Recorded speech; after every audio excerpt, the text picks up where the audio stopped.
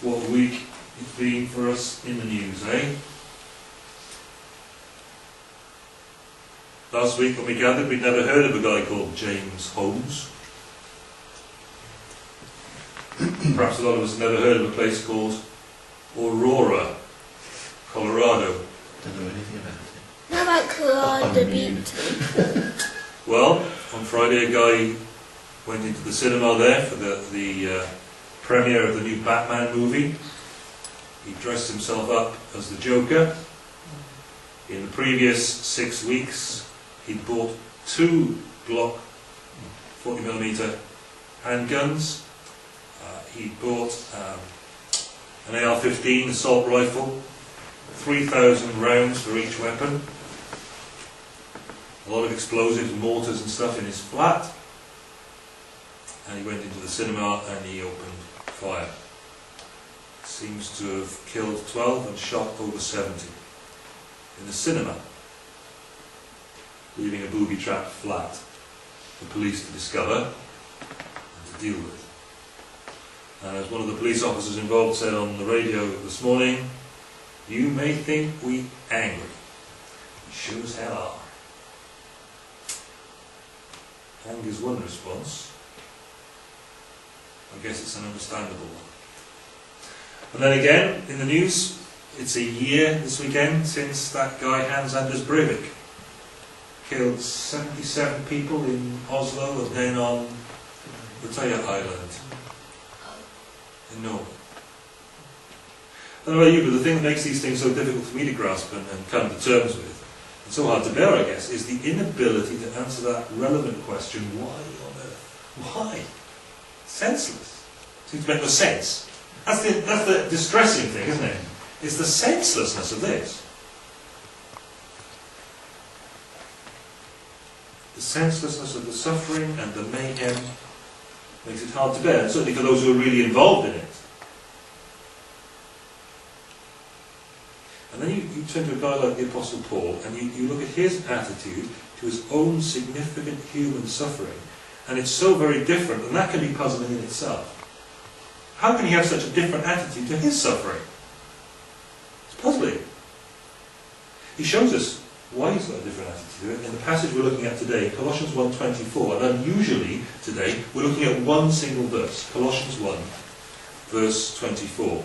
"Now I rejoice in what I'm suffering for you, and I fill up in my flesh what is still lacking in regard to Christ's afflictions for the sake of his body, which is the church." So there's Paul's statement in Colossians 1:24. He's saying he is a servant of the gospel. See verse 23, which we looked at last time. And he's now going to be developing that in this next section, where he describes his suffering as an apostle, its relationship to his God-given task, and so on, verse 24 to 5, the apostle to the Gentiles. His big purpose in life, he explains, is the public proclamation of the gospel, which focuses on Christ as the hope of the Gentiles. That goes on to verses 26 to 7. And that purpose then dictates his everyday aims, as they're set out there, verses 26 to 7, to present to you the Word of God in its fullness. The mystery that's been kept hidden for ages and generations, but is now disclosed to the Lord's people. That's what enables him to carry on. That's what enables him to be instructing these churches in the Lycus Valley in chapter 2, verses 1 to 5, as he goes on to discuss that.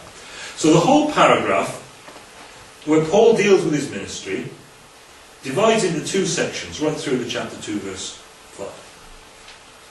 Verse 24 is as far as we're going to get today, so we'll concentrate on that. And you can see we divide that into 2 sections. If you look on the screen, you'll see, "Now I rejoice," that's the first bit, "and I fill up." There are 2 things that he does, and those 2 headings, those 2 finite verbs there, first person singular, "I rejoice, I fill up."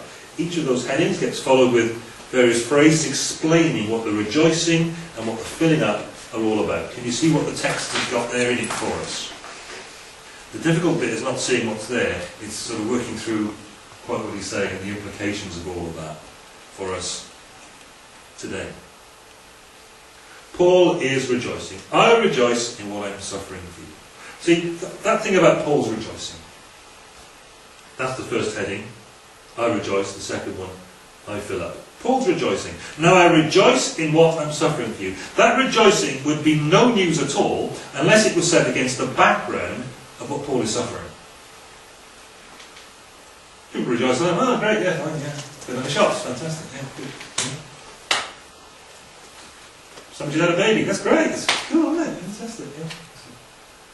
Got a new job, that'd be great. So people rejoice all the time, but it's set against the background of his life, and that's what makes it so really significant. Now, of course, you don't get very far into the experience of human life without noticing there's a whole lot of suffering that goes on. I was stunned watching The Voice a little while ago. People have stopped watching The Voice quite a lot, haven't they? There's been a fuss about it. But a little while ago, in the earlier rounds, Danny Donahue was on there. And there were a lot of people who were singing through hard human experience. They'd had, a mother was dying, or they'd had, something had happened for a lot of those people. And Daniel Donahue made a big play of this in one edition of the last series of The Voice, and he said that art is the only justification for suffering. Art is the only justification for suffering. Well, that's all very fine. Sometimes suffering gets channeled into producing good writing or music or painting, and we make sense of it like that somehow. But to say that art justifies suffering is a bit too much for me. That's a bit too much for me. What if you're suffering like crazy but you can't paint, write or sing?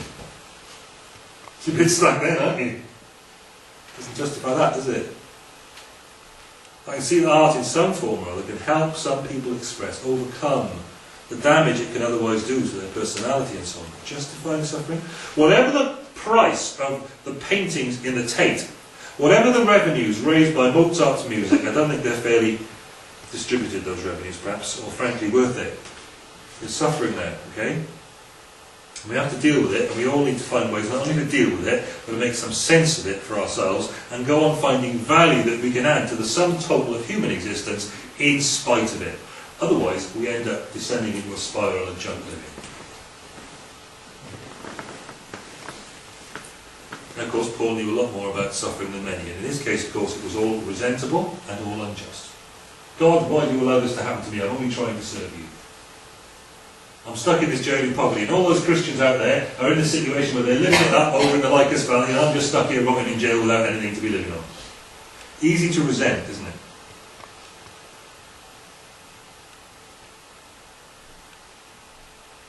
Human beings in the 21st century get very worked up about pain and suffering.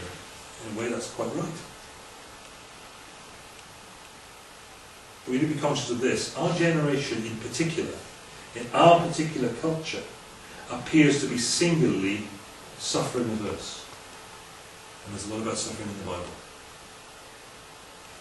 And the importance of suffering in the Bible. And we're all very grateful for modern anaesthetics, yeah? But we've got this total aversion to pain. You've been to the dentist this week, yeah? I mean, they treat you as if, you know, if it's going to hurt, it's the worst possible thing in the world. Well, it may be. It's not nice. But we're very, very suffering averse. You go along for a blood test at the doctor's and you've got to maybe not eat from 8 o'clock the night before, and they're trying to cram you in at 9 o'clock as if you're going to die if it takes till 11 to get your blood test done. We're very suffering averse. We're very bad in our culture at saying no to ourselves and dealing with things that are not what we wish. Paul's spoken about his sufferings before. He goes on here beyond all of that to make statements about the meaning of his sufferings, the significance, the point and the purpose. And the statements he makes here are unique, utterly unique in the New Testament.